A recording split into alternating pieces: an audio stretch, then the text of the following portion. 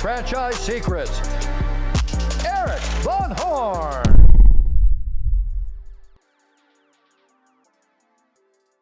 If you're not a part of the Franchise Secrets Facebook group, what are you waiting for?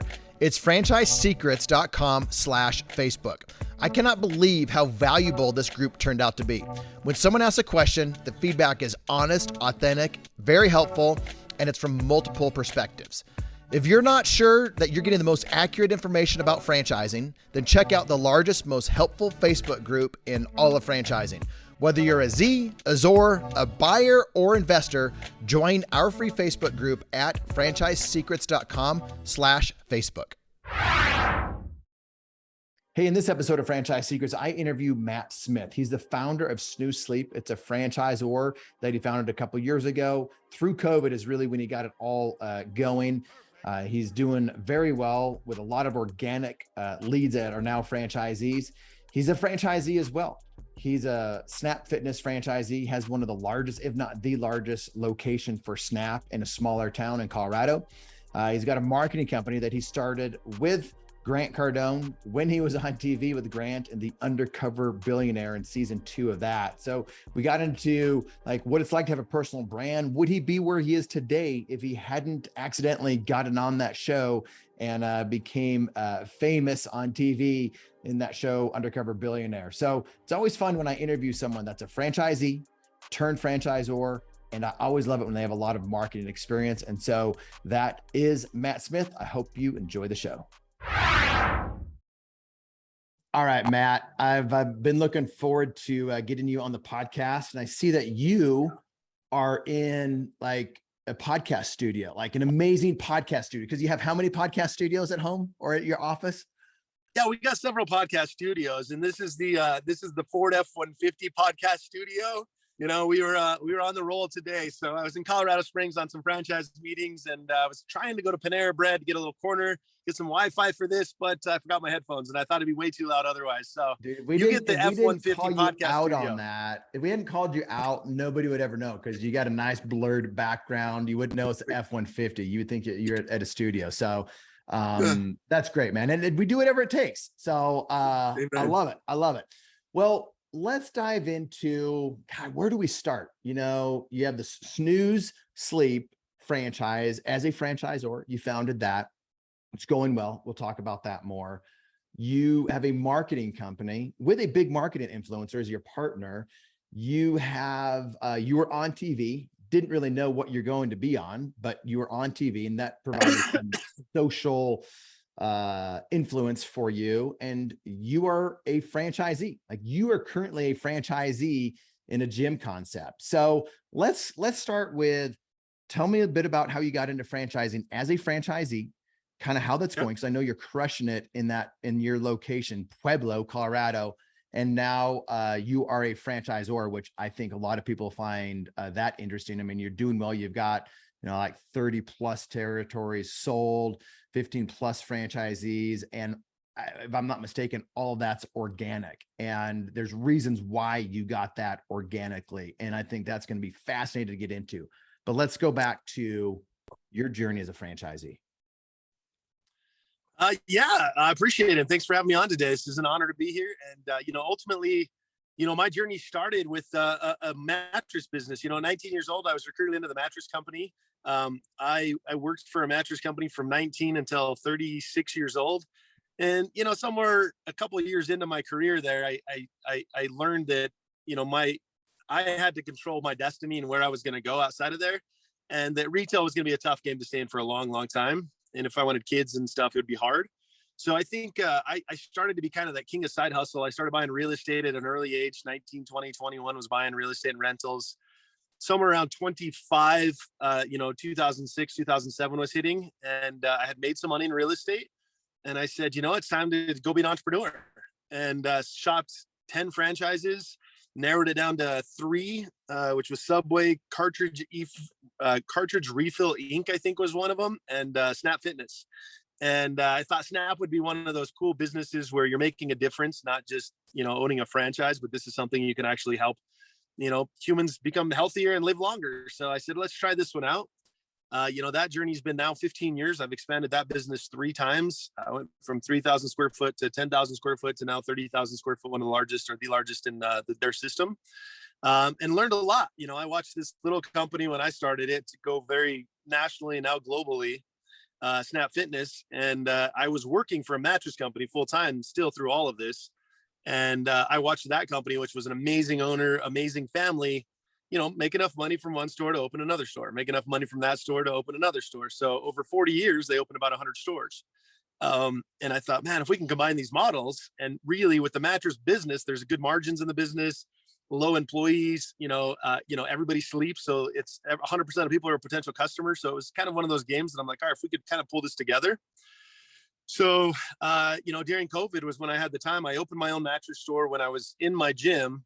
The building came for sale directly next to me. That was a locksmith company. And I found out somebody was looking at putting a mattress store in there. And I was like, well, not next to me. So next thing you know, I put an offer in on that building and I bought it the next day. And I jumped back in the business. I called my own boss at the old Denver Mattress and said, hey, I'm going to get back in the business. I just thought I owed you this phone call first. And they were awesome about it. And, the rest is history. We started a one single store, had a lot of success, and turned it into a franchise instantly. And now we've definitely had some success, and we're having some fun, selling sleep all over the country. Was your old boss good with it?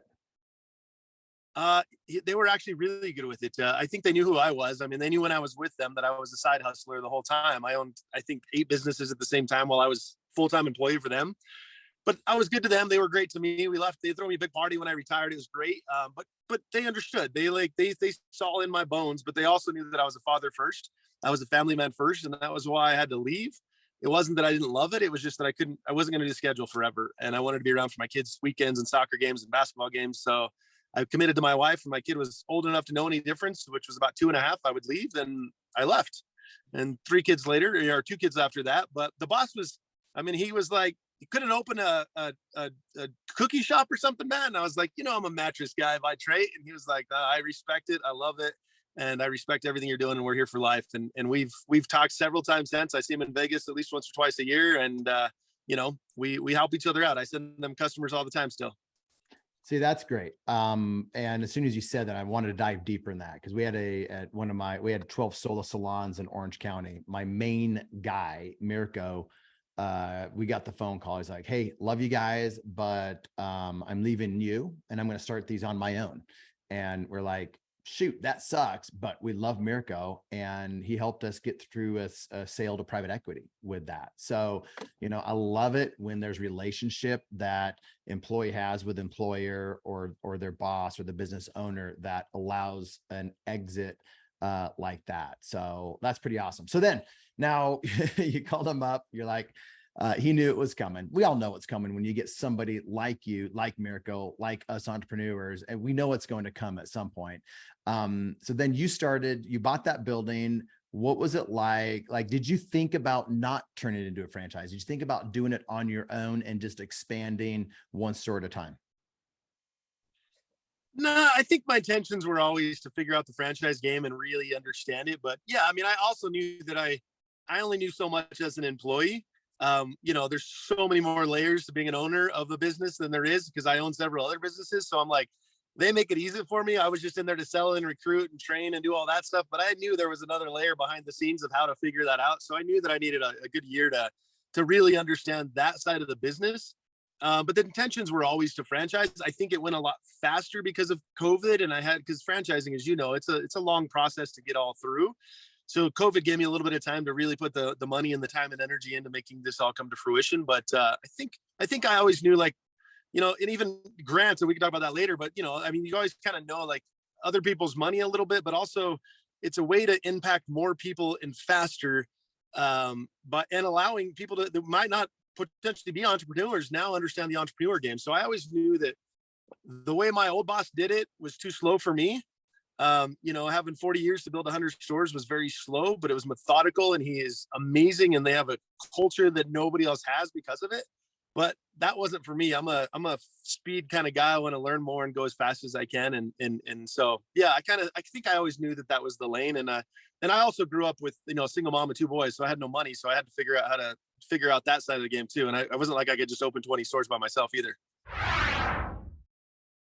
So here's the deal with the Franchise Tribe Mastermind. It's full of a bunch of successful franchisees across many different industries, many different brands, and you get to be a part of that.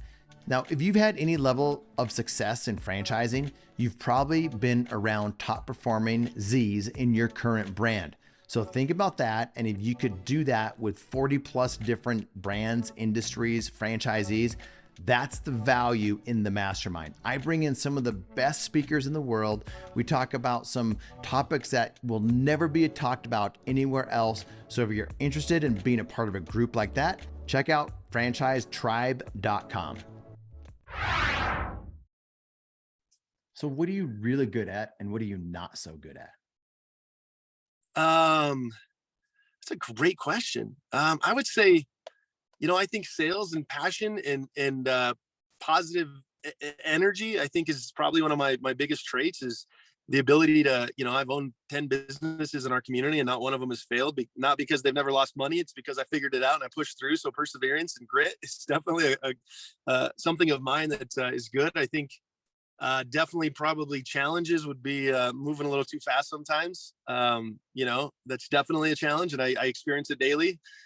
Sometimes just making decisions on impulse because I have to make a decision and not always thinking methodically through everything. It's probably an asset and a challenge at the same time. Similar question. What do you love about working in your business or on the business, and what do you hate? Whew, you got some good ones. I would say what I love is changing people's lives. I am in a business that sleep is a third of people's lives, and it really, if done right, can add 10 years onto somebody's life, can have them play with their kids because they're sleeping better, can give you a better sex life, can give you anything if done right. And it's an industry that we're really in that it's very rewarding. So and on the other side of the franchise side of it is we're changing people's lives through entrepreneurship. So that's probably 100% what I like the best about it. I think the hardest part, as a franchisee or a franchisor, is you lose control. I think that's been my biggest challenge is I can bring on entrepreneurs. But I've always said you need grit, you need to be a good human, and you got to be coachable. But you can't always figure out all three of those things in the interviewing process through the whole thing. And if you don't have some of that, they're still their own business owners. I can't make people do something because I don't own the business. You know what I mean? And that's been the biggest challenge for me is making sure that we have the right people and the right systems. Not that I don't have amazing people in my systems, but I had to learn really fast that it's not my business anymore. I can only give them the tools. So have you had some fail? Didn't make it, sold or something? Yes. I should say because most franchisors do. Most franchisors get to that point. Yes, we have. That's kind of good getting that out of the way early on, because then you're like, and it's a lesson that you learn, and you can pivot and you can bring on different franchisees, or you're getting better at who can make it and who you're going to be able to set up for success better. So as a franchisor, it's kind of, you could feel indestructible at some point because you got this great model, because you as a founder were successful. You think everybody else is going to follow in your shoes. And then you realize, oh, they're not. And it might be the franchisee's fault. It might be the franchisor's fault. It might be a combination of everything, but it's nice. We all get punched in the face, kicked when we're down and whatnot, but being able to see that now and probably change processes and you'll be better for it. So yep. And that's why I said because it happens at some point for most brands. Yeah. And that's the challenge. I think that my lawyers tell me that all the time. They're like, Matt, one, you're too nice and you got to make sure that they're learning every day. And two, this is franchising. People will not make it. And that is a part, if you want to have hundreds of stores, some people just aren't going to put the energy into that. And then you're going to have people that you think might not make it that are going to dominate and open 100 stores or 50 themselves. That's the beautiful side of this too. But there's very uncontrollable on some of that stuff. So that's been the challenge, but yeah. So just a quick very note, well said. Audience, if you're listening to this, you know that this made the cut. I give all of my guests the opportunity to say, hey, cut that out. Nobody's ever cut anything out, but I bet he doesn't cut this out because this is just part of the process. And by the way, this is every franchisor out there. So that's just the truth of it. So thanks for bringing that up, man. No, 100%. And it's funny because have you seen what is it, the new Wall Street? Have you seen Wall Street with Mark Wahlberg? Yes. Yeah, and I mean, he's doing the franchising all over the place too. And when I watched that show, I was like, all right, it's not just me. Like, Nope. this is Mark Wahlberg going, holy shit, I don't know what I'm doing, and I got Yep. food coming out, this and that. I'm like, all right, so Yeah. it is a part of the journey, but it's just like anything. You got to keep learning and keep swimming. That's it. That's it. And franchisees, if you're listening to this and you're like, oh my gosh, a franchise has failed or didn't make it. Well, welcome to the world of franchising. Your role as you were thinking about getting into franchising is to like understand why there have been failures. Is it systematic? Like have 50% of them failed, or like one or two out of 30? Or, what is the failure rate, and find out why they failed, find out what the franchisor or learn from that. And you can learn that from the franchisor or other franchisees, and other franchisees are usually the ones that say, yeah, they haven't all made it, and this is why. This person had the complete wrong expectations, or this is what they didn't do, or maybe there was tragedy. So there's so many different things. So enough on that. You were building Snooze as a mom and pop, not a franchise yet, through COVID, which was also the same time that you were on the TV show Undercover Billionaire with Grant Cardone. Is that right? It is. So let's talk about that.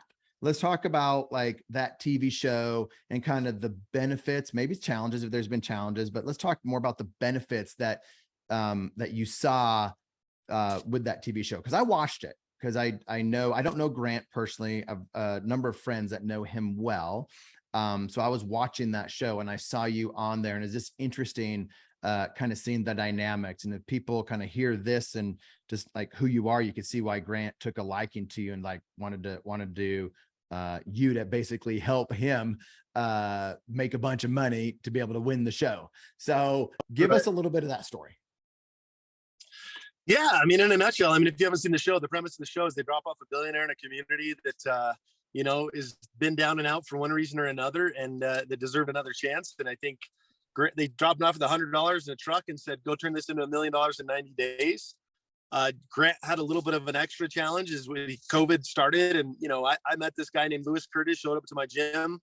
I had several community members call me and say, hey, this camera crew is coming into you. They're doing a documentary on Pueblo and how amazing Pueblo is. And they want to kind of transform the narrative. And I said, I'm your Huckleberry, put me in. Let me go talk to these guys and tell them how great Pueblo is, and help with that. And long story short, I meet this guy named Lewis Curtis.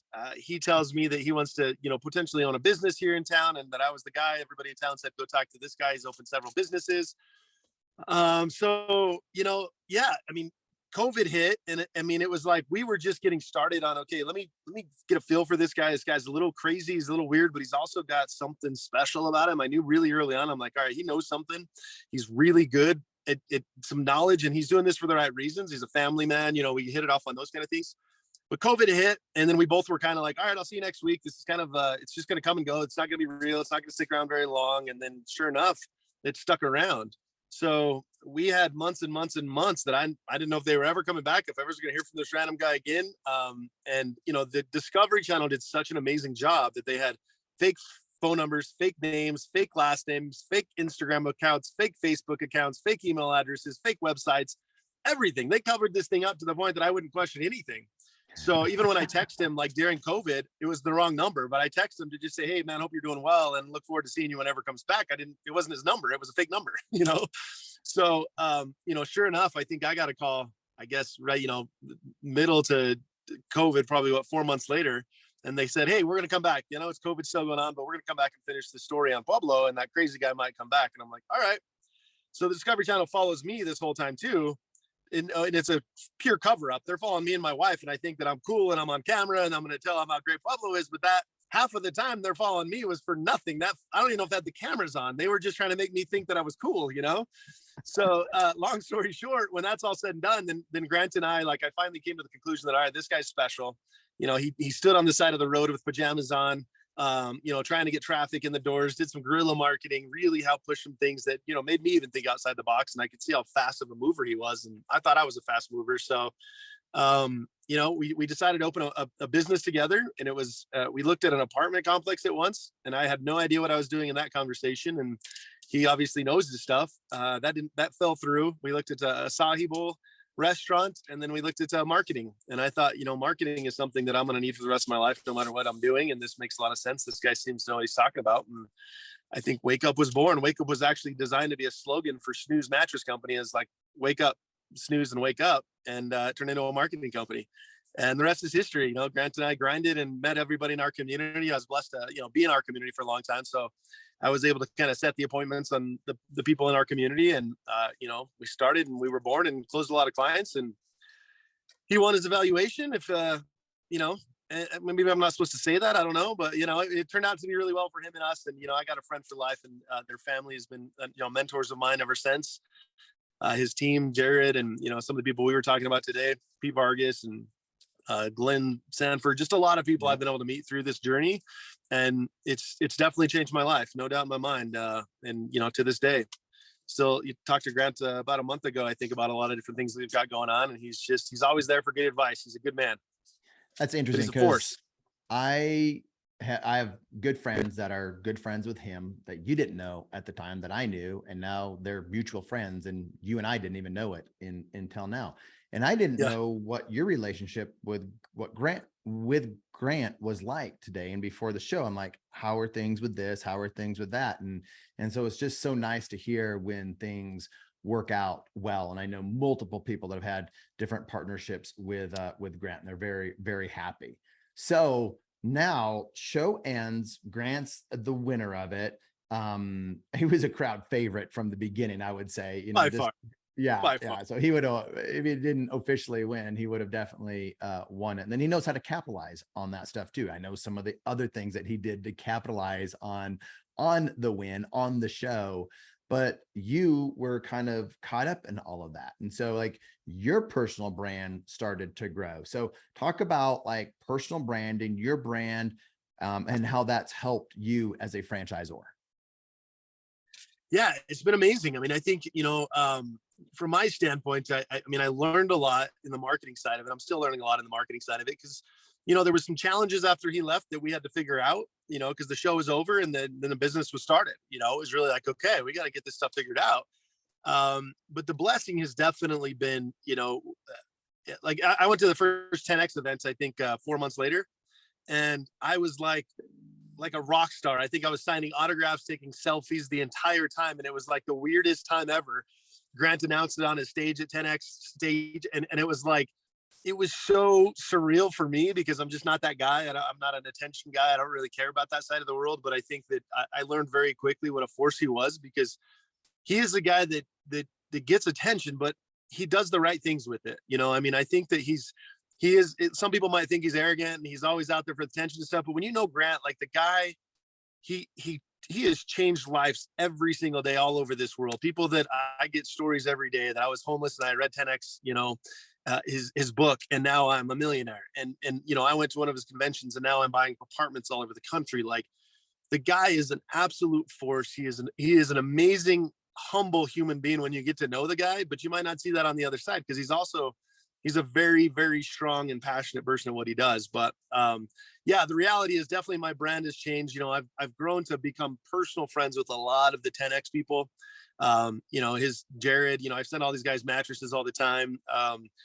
But, you know, they've also been mentors and friends, and like we've all helped each other out. But, you know, ultimately the 10X community is a very, very tight niche, special community that they're all just, you know, high tides raise all boats, and everybody's trying to grow. They could be competitors in the same room, and they're trying to help each other out all day, every day. So it's changed my mentality. You know, Grant will always tell you, get in the room with those people. If you think 10,000 is a lot a month, you need to go to the guy that's making 100,000 a month, and then the guy that's making $1 million a month, and get in those rooms.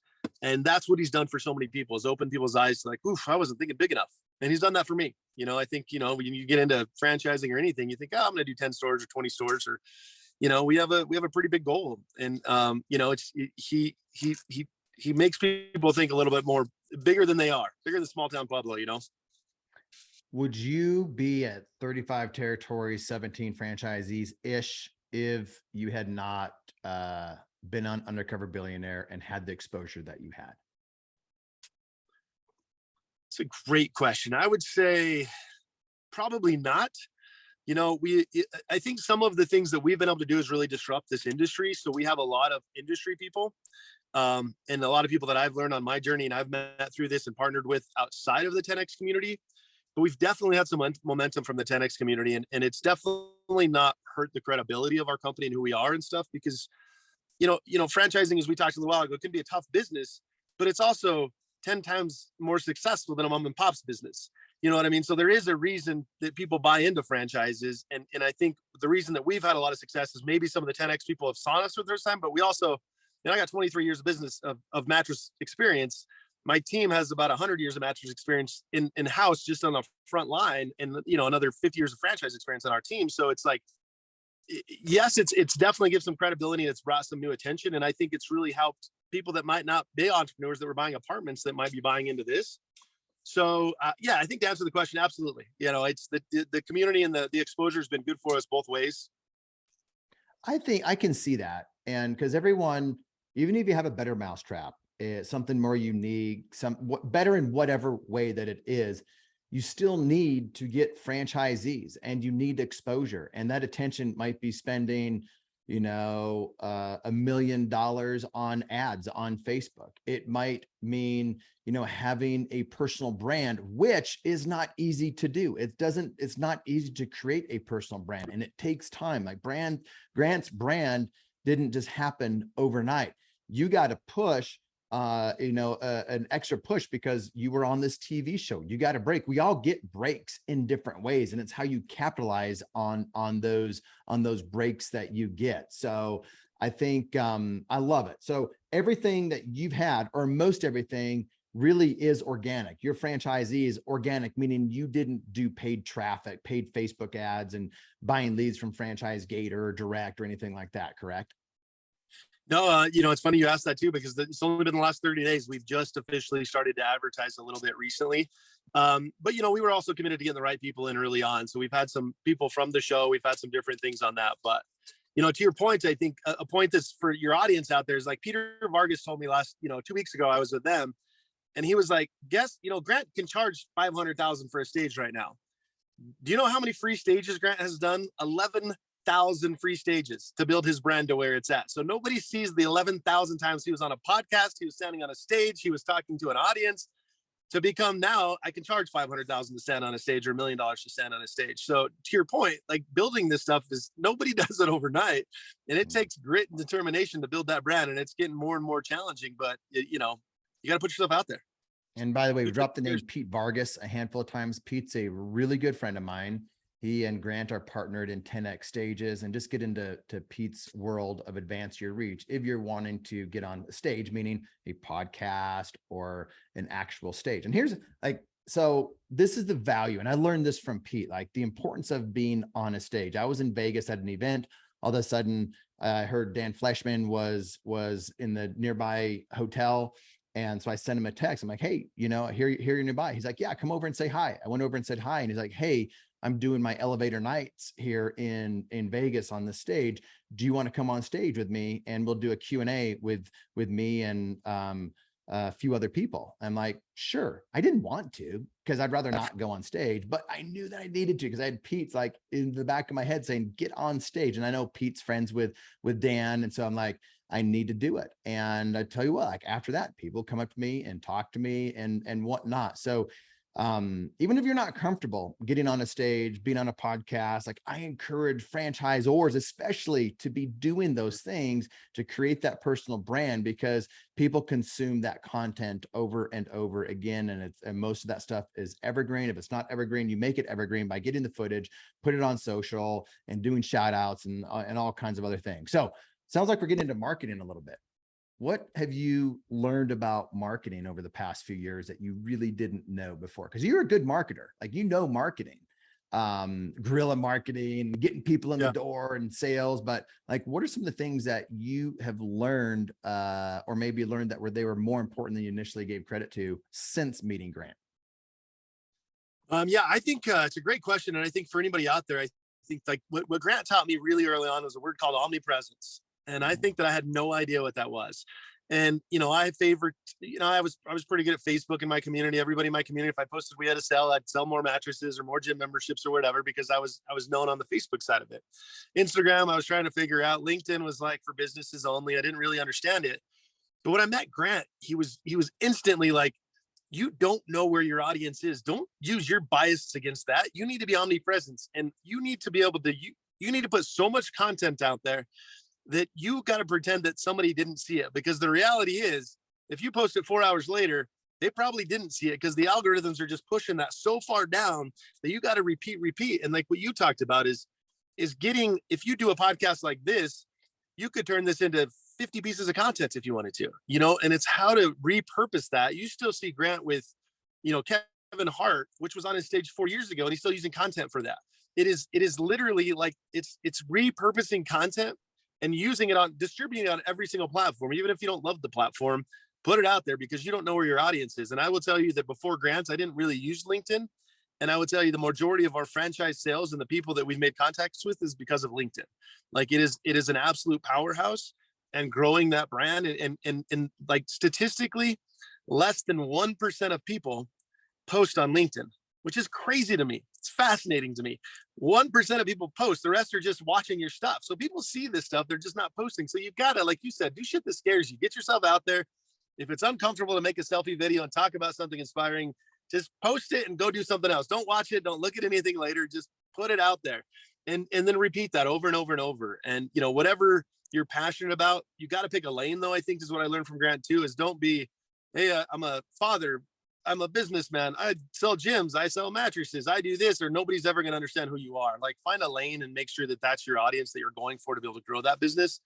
So I think those were some things, but also make sure that you're trustworthy out there too. You know what I mean? You gotta, say it as if the lawyers and everybody's gonna be listening to and watching what's going on too. You know what I mean? So there's so much to this whole internet business, but there's so much power that we didn't have before from TV and radio that you now have at your fingertips. It's a cheat code, but you got to use it. Well, that's why I do the podcast. I can do a 1 hour podcast with you and know that my man Caleb will cut it up and distribute it everywhere. And that's it's free value for people. And people are always wanting my time. Eric, can I borrow 5 minutes? Can I pick your brain? Can I pick your brain? And my team will be like, what do you want? How can Eric help you? And like, we did a podcast on that. We did a podcast on that. And then if you want more help, you jump in, you buy a franchise, you do whatever. In my world, you join the franchisee mastermind, you join the franchisor mastermind. There's ways to get more. And that's what you talk about, getting in those right rooms. I've got a passive investing mastermind with my friend Justin Donald. And it's like, people think they get into a mastermind for one thing. And that one, they think they get into it to get investment deals. But what they realize, the quickest ROI is tax savings. So you get in these different rooms, you meet the right people, and it's all for a shortcut. That's why you get in these right rooms. So what are some of the shortcuts that you found, some of the introductions that have been made for you that have helped you as either a franchisor or a franchisee? I think I think buying your own time back is some of the stuff that, you've learned very early on. I'm actually just now starting this year. We got our team working on masterminds and stuff like that, because I think, you only have so much time in the day. And if you want to impact the most amount of people, you've got to have a group. If it's 10 people on that call or 300 people on that call, it's still one call, but doing this over and over and over is you're buying your time. And this is very hard, but you've got to do this as you build your brand, because, Eric, you're going to share this out there. I'm going to share it out there. Now my audience knows who you are. Your audience knows who I are. That's a double whammy. If you were just going to do your only over and over and over, you can't. So find as many cheat codes as you can to save time and get more people and more eyeballs on you. And then also, you really want to get the contacts out of this. I think prior to, I could go out and just sell and sell and sell. And then some would show up, some wouldn't show up. Now I'm let's get an appointment. Let's get your information. Let's put this down. And if nothing else, Grant's like, he loses money on his 10X event, sometimes tens of millions of dollars, but he does it because he's building a funnel of people. You've got to build that funnel. What is your funnel? And keep continuing to build that funnel and use that funnel to your, don't just see him one day and never see him again. Because you never know where you could change my life, or I could change your life after this phone call because of something that we talked about. So, put yourself out there, but the bigger you get, the more you've got to conserve your time and do things like masterminds. And that's one of my biggest goals this year, is to start putting into those side of it, because it is a cheat code that, it's buying your time back. Attention franchisors, if you are not bringing in many of the right franchisees, sales are slow. It's stealing too much of your time as a founder trying to award franchises to the right franchisee. There's a better way to do it. That's why I started the Franchise Sales Mentor. If you want to have access to the information, the techniques, the ways that the best franchise sales organizations are awarding franchisees, then you might want to check out the Franchise Sales Mentor. The reasons that franchisors join is because they want access. They want access to my Rolodex. They want access to my connections. They want access to shortcut both short-term and long-term success to increase enterprise value to their brand. Tell me more about Snooze Sleep. Like, what's the brand about? Just give me what it is, like who these franchisees are. So dive into Snooze. Yeah, I appreciate that. I think, Snooze, our goal was, this industry is, as long as I've been in it, 20 something years, it's a stagnant industry. There's only a few players that are doing a really good job at it. There's a lot of people that are just dirty window people, second generation, third generation, furniture guys or mattress guys, and they're doing pretty well. Our goal when we set this out was to disrupt the industry and to do it differently than anybody else. So we wear pajamas when you walk in our showrooms. We have technology that maps your body to tell you what you need. So many people, you get fit for golf clubs, you get fit for a good suit, but the most important thing potentially is your good pair of shoes or a good mattress.